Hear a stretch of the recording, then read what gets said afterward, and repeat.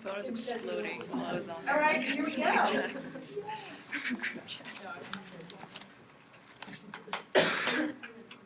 All right. I want you to imagine a 5-year-old and her mother at the mall. They just got done with a long day of shopping, and they're on the way out to go home. The 5-year-old sees, of course, the pet store and begs her mom to stop by and check out the little puppies. With the mom's regret, they go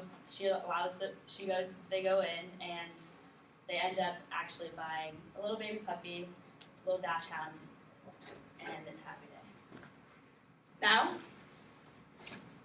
I want you to imagine that same little girl stuck in a tiny little cage with others, barely enough space to fit herself.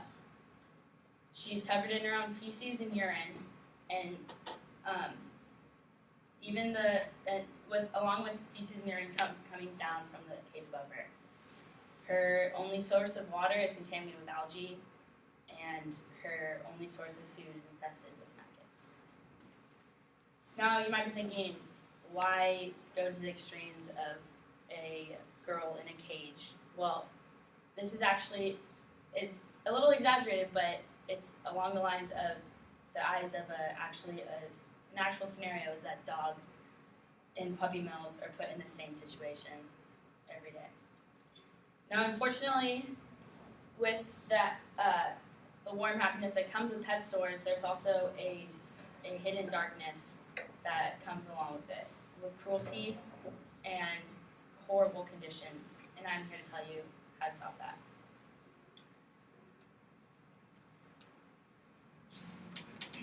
To understand why puppy mills need to be acted on, you need to get a full understanding of what puppy mills really are.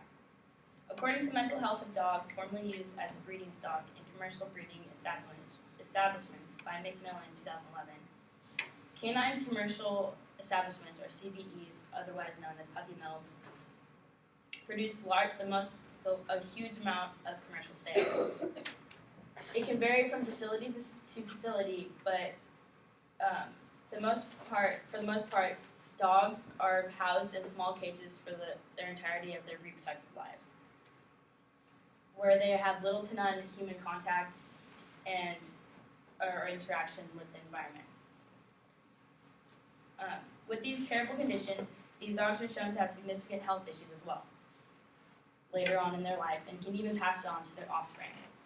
Animal Rescue Corps 2007 says a lot of the time people buy these puppies from either large breeders or pet stores that come with immediate health problems, such as parvovirus or other genetic problems that can reveal themselves in years to come.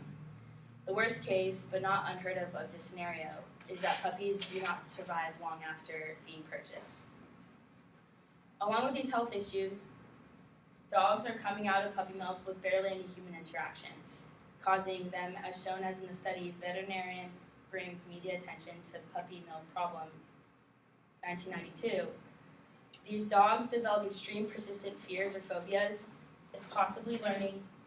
possible learning deficits as evidenced by lower trainability, and often show difficulty coping successfully with normal existence.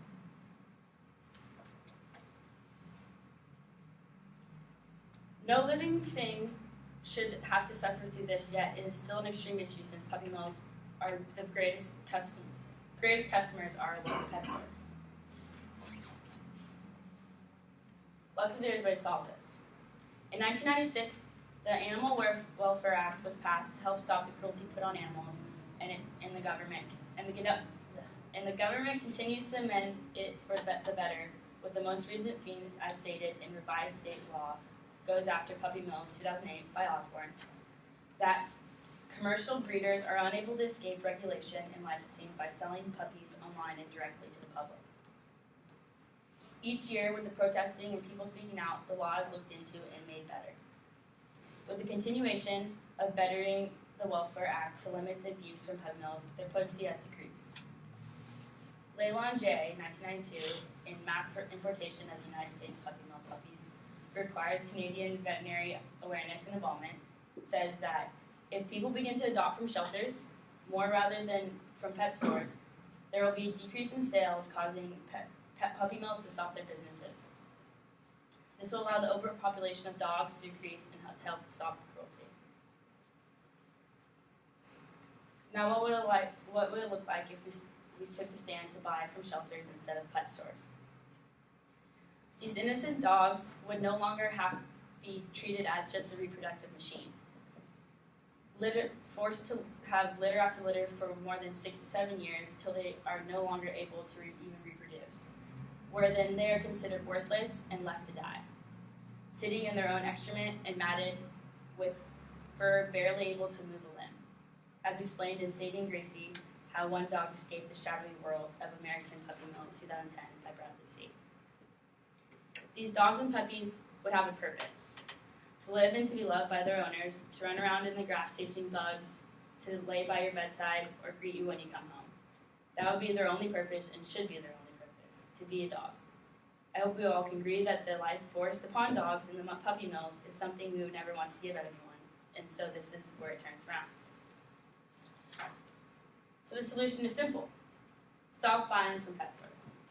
It is stated in an animal welfare position papers, Puppy Mills in U, 2009, by Barry, estimated that there were approximately 2.9 million dogs killed in U.S. shelters yearly, with 20% of those dogs coming from puppy mills. Clearly, puppy mills are not only contributing to the overpopulation of dogs in North America, but also indirectly resulting in the death of thousands of dogs yearly. The shelters are overcrowded with loving animals that need a home. They range from puppies to old dogs in all varieties.